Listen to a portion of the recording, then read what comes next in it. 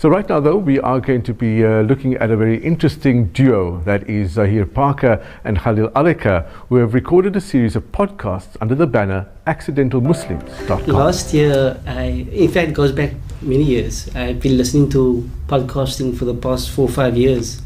And I always told Zahir, you need to start something, because we come back from the MSA days. We were all about leadership and youth development and empowerment. And Zahir said, okay, we have to start something. So I said, let's do podcasting. So he said, what's podcasting? So I said, okay, spend a couple of weeks researching, then come back to me. And yeah, so you can. It actually took place over a WhatsApp conversation. We were actually talking in a group WhatsApp, and Khalil mentioned this thing podcast, and I private messaged, hey, what's this podcast? And then he said, blah, blah, blah, blah. And then he said, come, let's do it. And then he sent me the DIY of podcasting, so to speak. And yeah, the plan just took place from there, over a cup of coffee, I might add. And yeah, that's where it started, basically. I think in terms of setting up, it was just the idea that Khalil and myself had about wanting to live at this, or wanting to inspire people to live at their highest potential, to make a difference in the community. And so the content that we were looking to solicit from our guests was those sort of content. So our first few episodes, if people look back, we kind of we trialed it with people that we knew. So we were in our comfort zone, because we still were trying to get to know each other, the way we ask questions, the way we ourselves ask questions. So the content we were looking for, we identified certain people we thought had a story to tell, and a positive, uplifting story. That was the first dynamic, and Khalil can maybe add in that regard as well. Yeah, it was difficult. We didn't know how podcasting worked. We knew what podcasting was about. And so we bought a cheap mic, and we started recording, and and then we tell one another, okay, but what do we do next? How do you edit? And so I had to do Google and YouTube and find out how to edit. So basically we did everything ourselves in terms of sending invites, editing, marketing. So yeah. It was. And I think then the next step was then, okay, now what we're going to get a guest, what we're going to ask him. So we actually trialed it ourselves. I interviewed him, and he was interviewing me, and we saw which questions worked, and then we basically put together a set of questions which I think, looking back, many of our guests have actually told us, wow, this is one of the more interesting conversations that we had. And I think that's the point I would like to make. It's more of a conversation. It's not a stiff sort of interview. We want to interact with our guests. We want to listen. We want to take and really dig deep, as Khalil likes to say, actually, and get that story behind the story. So that's what we try and get from. So we had various guests. I think for me, Nadia Musaji was one of the highlights as well. She started an NGO, and it's called Humeng, Women in Engineering.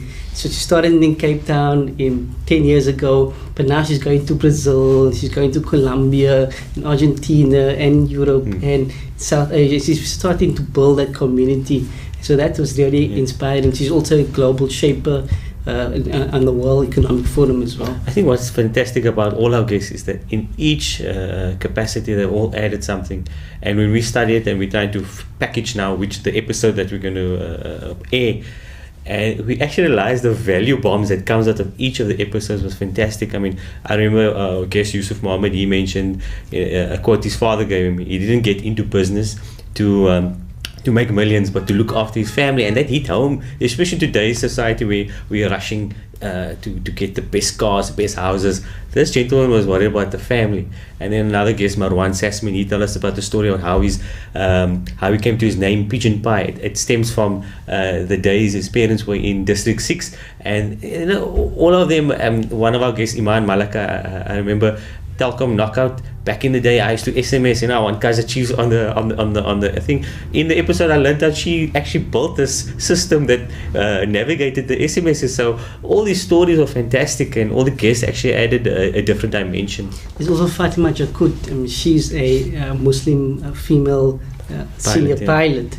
And by end of this year or middle of this year, she'll reach 10,000 hours of flying hours, and that's amazing. She's also doing a Harvard Business School program, and it's also that's also amazing. And the other thing that fascinates me about our guests is a lot of the guests that we've had is, let's say, similar to our ages, or maybe that same generation.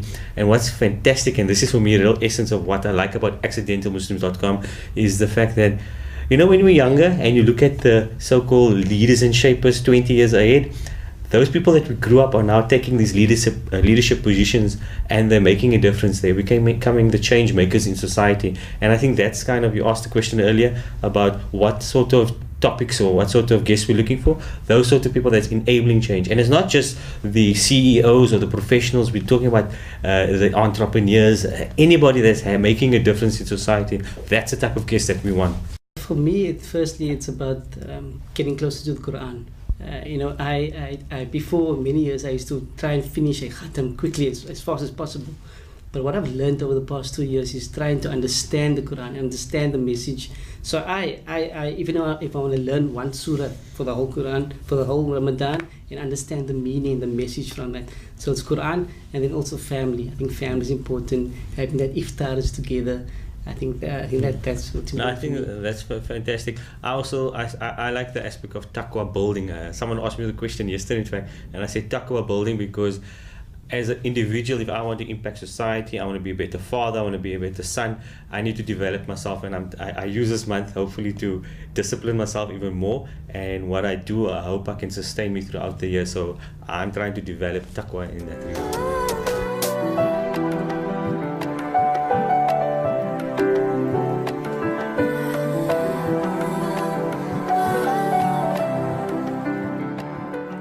What a combination. The team from AccidentalMuslims.com, Khalil Alika and Zahir Parker, doing some wonderful work with their podcasts, interviewing some very interesting people.